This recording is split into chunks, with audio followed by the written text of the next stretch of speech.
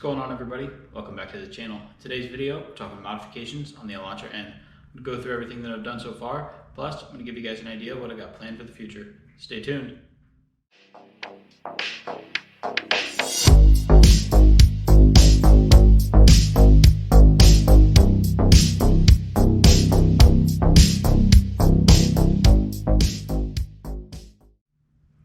So I'm going to start by going over everything that I've already done to the car. I'm just going to kind of go in the order in which I did them, and I will also leave links down in the description for all of the products that I have used. Alright, so the first thing that I did, and this is an absolute must for me at least, especially being down here in Florida, was get the windows tinted. So I did a carbon FX film, 15% all the way around on the sides and the back. I also did the window strip. I used a company here called Dark Knight Window Tinting. At the time he was doing mobile, but I believe he just opened up his shop in Orlando. So if you guys are in the Orlando area, definitely hit him up. Cody, he does great work. Okay, so the next thing I did was get a set of these all-weather floor mats. This is kind of another must for me. Just makes things so much easier when it comes to cleaning and just keeping your car clean. Usually I go with the WeatherTechs, but this time I decided to purchase these Smart Liner ones. I found these on Amazon. They were a good bit cheaper than the WeatherTechs, and they're pretty much the same thing. They're holding up great so far. I've had them for a couple months, and the fit is excellent. Alright, so next up was taking care of these interior lights. I've talked about this in a couple videos, but I really don't like those kind of yellow bulbs that come with the car from the factory, so I changed them all out to these LEDs. That includes the kind of the vanity light there, the map light. I did the dome light here, and I also did the trunk light, the tag lights, and the reverse lights as well. After living with the car for a couple weeks, I decided I wanted to remove the Elantra and the N badge from the back. I just kind of liked the idea of a real simple and clean look. This was very easy to do. You can just get a heat gun or a hair dryer, just kind of give them a little heat, run a little fishing line or dental floss behind them, and they'll just pop right off, and then you can get off the kind of the glue with a little bit of Goo Gone. Alright, so the next thing that I did was kind of a full paint correction on the car. One of the things that I've talked about that I really disliked about this car when I first got it was kind of the paint, but more specifically just how many scratches and swirls kind of were already on the car, on the trunk, really just on the trunk and the wing. So I decided I just wanted to go ahead and do a full paint correction and apply like a ceramic, kind of a ceramic coating wax to kind of help protect the paint, which I know now is very thin and kind of very easy to scratch and chip. So like I said, I decided I wanted to go ahead and do a full paint correction. So all of the products that I used, I got from chemicalguys.com. The first thing I did was wash the vehicle, then I hit it with a clay bar. Then I used this Torque X polisher, and I paired that with the VSS scratch and swirl removing polish. That did a really great job just getting all of the little scratches and swirls off the car, especially from the back and the wing. Then I hit it with this Hydro Slick ceramic coating hyper wax.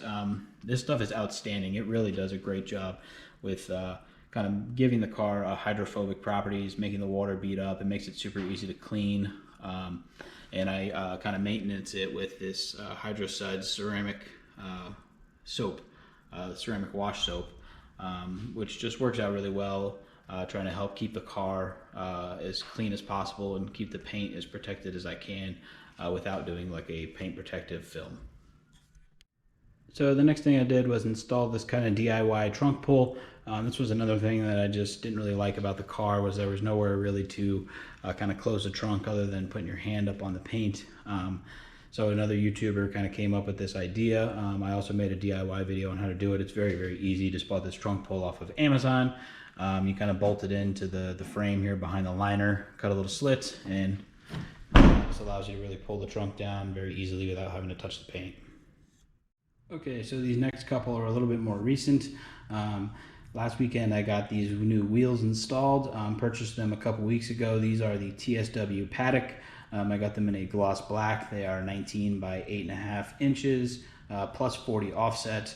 They're just they're such a good looking wheel. They're also very lightweight. These come in at 24 pounds compared to the stock wheels, which weigh 31 pounds. So got some weight reduction at arguably probably the most important place that you want to reduce the weight. So plus they just really give the car an aggressive look. I'm really happy with how they came out. Alright guys, so the last thing that I've done so far, and the most recent has been, was installing these Rally Armor mud flaps. Now, I got these from Rally Armor Direct. These are not the ones that are designed for the Elantra N. A lot of people are getting the ones from Canada that are made for the N, that have the N badge. I just didn't want to pay $300 for a set of mud guards. I did want to get some because with the wider wheels, these tires already kind of fling stuff down the side of the car, so I wanted to try to get something to protect from happening as best as I could. So these are for a 2019 and up Elantra GT N line or i30N. These were $159 plus shipping. I think I got them for $175 total. They, like I said, they're not made for this car, so they didn't fit directly on the vehicle. I had to kind of modify them. I did have the intention to film a video of me doing the installation, but it just kind of didn't happen. So I'm going to do my best right now to show you guys how I made these fit. If you're looking for a way to get some mud guards and don't really want to spend the $300 just to get the N badge. Alright, so for the fronts, what I did was I had to drill a hole about a half inch, maybe 3/4 of an inch, kind of to the right of the hole that came on the mud flap, the bottom one. The top one I was able to use, the factory, or not the factory, but the hole that came drilled on the mud flap. I used both the factory screws here, so that fitted up pretty nicely. And then for this rear one, that one was a little bit more of a challenge. What I had to do was drill another hole kind of further out from where the one that came on the mud flap was, probably about 1/4 of an inch. And then I didn't reuse the factory bolt because it wasn't long enough. So the kit comes with a couple bolts that are a little bit longer, and it comes with these spacers that are supposed to be used on the back, but you'll see you don't really have to use them on the back. So what I did was I took the longer screw and put 2 of these spacers on the front. So when I screwed this in, it still sits nice and tight, and it gives it a little bit more rigidity, so it's not going to come loose while I'm driving. Alright, so the rear mud flaps were a little bit more challenging. I had to get a little bit more creative. So the car has 3 bolts back here. You can see there's one up here, and then you have a second one, and then there's a third one down here. So the mud flaps that I purchased only had 2 holes. So I used the upper hole, and I lined it up with the second bolt on the car. Now the hole that came on the mud flap didn't really line up, so what I did was I drilled a hole in the mud flap a little further out, just like I kind of did with a couple of them in the front. And then for the bottom one, that one actually did line up pretty good. So I was able to use the hole that was already on the mud flap. Now for the back, there's a little bracket that comes with the kit. Now the hole that was on the mud flap that's supposed to mount up to that little bracket with the screw and nut was not even close. So I had to drill another hole in the mud flap, probably about an inch or so further in to make that work. You can see here the bracket mounts up to the little push pin. There's a little push pin that holds the liner on the underside of the car. You can just pop that out, slip the bracket kind of in between, and then pop the push pin back in, and it holds it securely. So you can see there is a little bit of a gap there. The bracket doesn't really sit totally flush, but it's mounted securely and it's not really going anywhere. You can see I'm pushing on it, and it's not really going anywhere, so I'm not worried about it. I had these on my FRS as well, and there was a kind of a gap between those mud flaps and the liner. So I'm not really too concerned, and overall I'm pretty happy with how they came out. One more quick note about the ones in the front, there is no rubbing at all.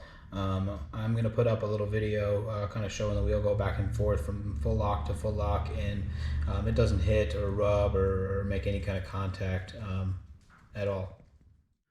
One other small little thing that I picked up are these little N door jamb plates. So these were, I think, like 25 bucks, and they're just kind of aluminum plates with the N badge, so you just kind of stick on top of the factory door striker thing there. Alright, so that is everything that I have done so far. As far as my plans for the future, I do have a couple small things coming in the next couple weeks. I've got some black Hyundai badges. They're just little covers that kind of stick on the badges that come from the factory. I also have a little black N badge I'm going to put on the front grille just to kind of complete the all blacked out kind of stealth sleeper look, whatever you want to call it, that I'm kind of going for. Even further down the road, I am going to be looking to do some kind of power adding modifications. I know there's a company, Sixth Engineering, that's working on an intake, an intercooler, and a tune. They already have some parts out, but I just want to enjoy the car for a little while longer as it is, and then those modifications definitely will be coming at some point down the road. Another thing I'm thinking about doing here in the near future is purchasing the Adro, I think that's how you say it, the Adro carbon fiber wing.